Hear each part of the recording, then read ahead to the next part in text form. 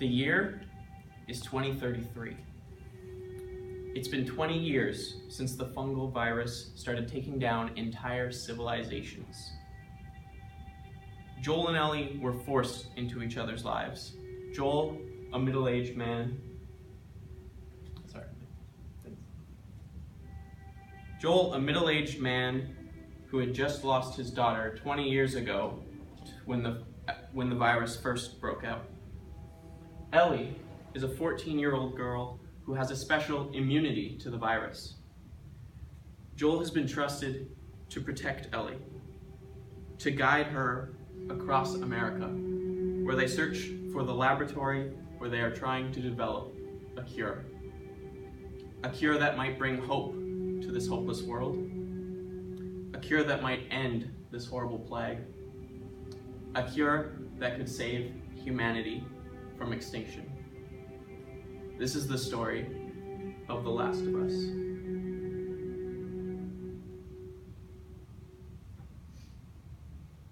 The Last of Us is a 2013 video game that was released for the PlayStation 3. And in my opinion, I consider it to be the best written story ever for a video game. And for myself, I also consider it the best piece of storytelling I've ever experienced. I've always been very interested in writing and screenwriting and storytelling, and I was deeply impacted when I went through this story, through this video game. So today I'm hoping to share with you why I was so impacted by this story, and I'm hoping that any of you who care about storytelling will be interested to hear of why I consider this such a masterpiece. So today I will be explaining to you the relationship between Joel and Ellie, the violence that is within the world they're in, and the immersiveness of the gameplay, and why all of these contributed to make this such a powerful story. So, Joel and Ellie were forced into each other's lives. Neither of them wanted to be in each other's lives at all. Ellie had never experienced anything other than this world that she was born into. She was born 6 years after the virus broke out, and so the only world she knew was this desolate, horrible land. She had no idea what the earth was like before this. Ellie, for a 14-year-old girl, comes off in the story as an incredibly courageous and strong character, but the truth is that she's hiding all of her fear that she has deep inside.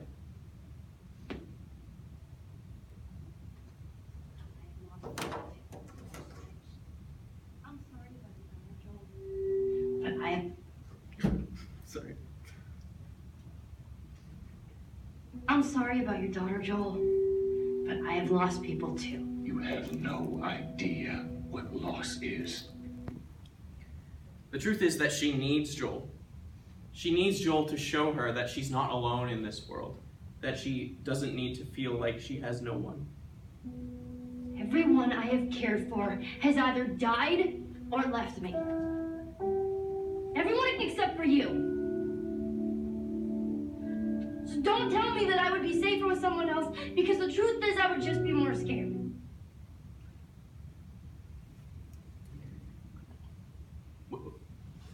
Joel, a middle-aged man, lost his daughter in the first outbreak of the virus. He doesn't want to have Ellie in his life. He's merely doing it as a job. Ellie is not the daughter that he lost, and because of this, he's lost trust in anyone else in the world. You're right. You're not my daughter. And I sure as hell ain't your dad. What Joel doesn't know is that he really needs Ellie in his life. He needs a new purpose in his life, someone to look after and to care for, because without it, he's in a world without any love. So now that I've explained a little bit about the relationship between Joel and Ellie, I'd like to turn to some of the violence that is present in this world they're in, and why it's actually very important to the story.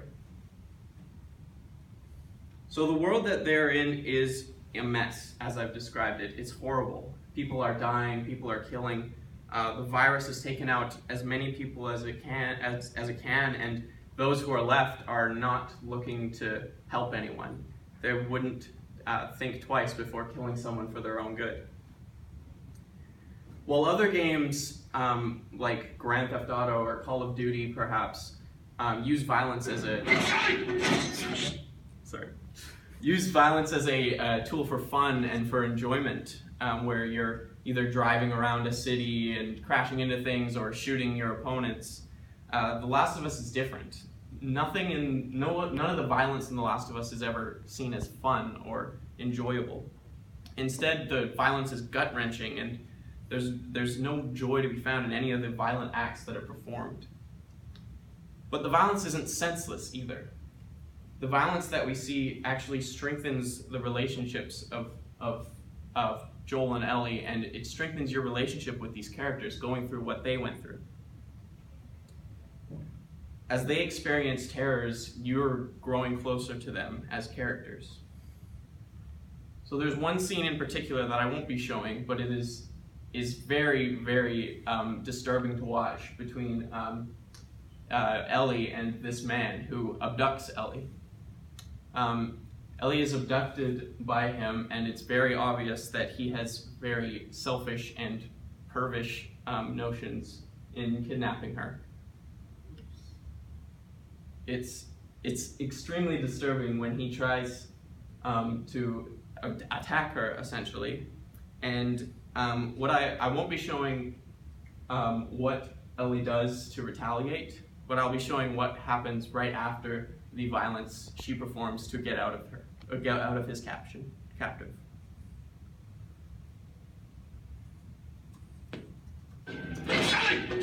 Stop! Stop! He took me! It's me! It's me! It's me! Look! It's me. He tried to... Oh, baby girl. It's okay. It's okay. It's okay.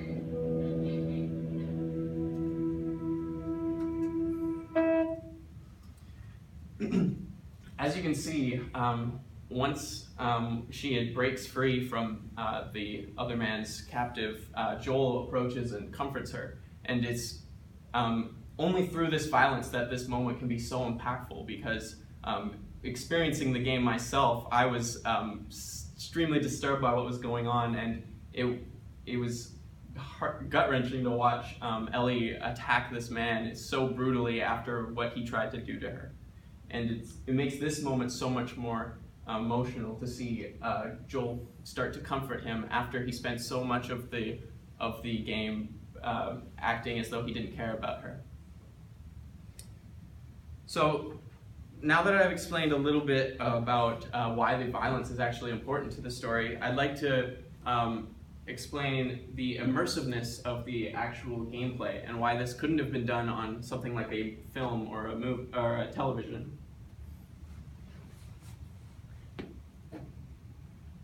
So no other entertainment could have done what this story did, because in order for the creators of The Last of Us to tell the story they wanted to, they needed the player to have control over what was going on.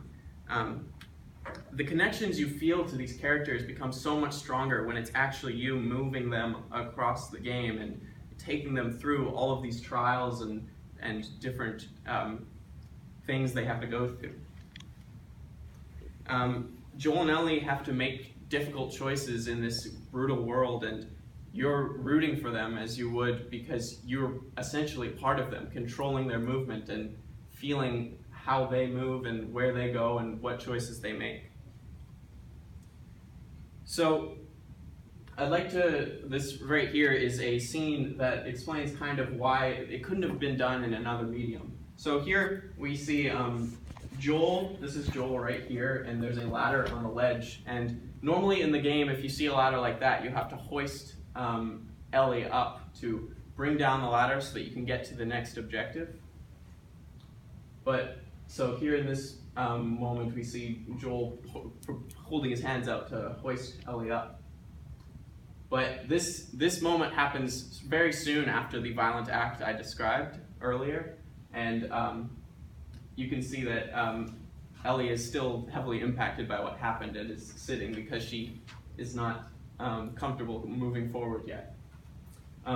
This is something that normally in the game it seems so monotonous, always putting a ladder to climb up a ledge. Like, it's something that you did over and over in the game and felt so like just a part of the gameplay. But in this, they use it as a storytelling device by making it that she doesn't come right away, and you're very dumbfounded by the fact that it's different than what you're used to. So eventually you do hoist Ellie up, and another thing is surprising about this. Normally she would put the ladder down for you to get up, but in this case she pushes it and screams, "Oh my God," before she runs towards the windowsill. And immediately you as the player are like concerned that she's seeing something possibly evil or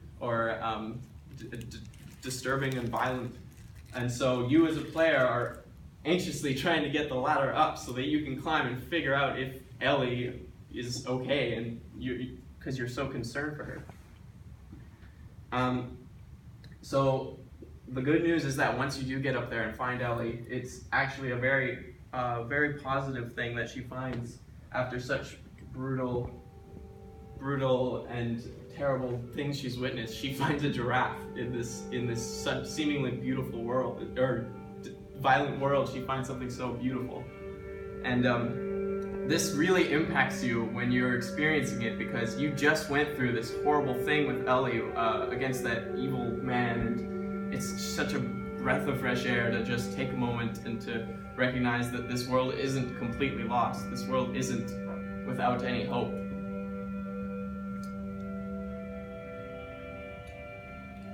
And so they soon follow the giraffe to find a herd of giraffes, and they take a moment to just sit in the quiet and admire the beauty. So, is everything you were hoping for?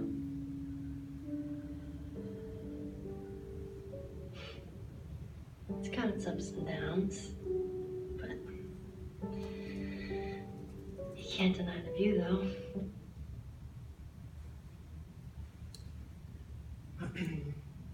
So now that I've taken time to show you why this couldn't have been done in another medium like film or television, why it had to be done in a video game, a controllable medium, I'd like to conclude by saying why this story impacted me so much, and why I consider it such a magnificent piece of storytelling.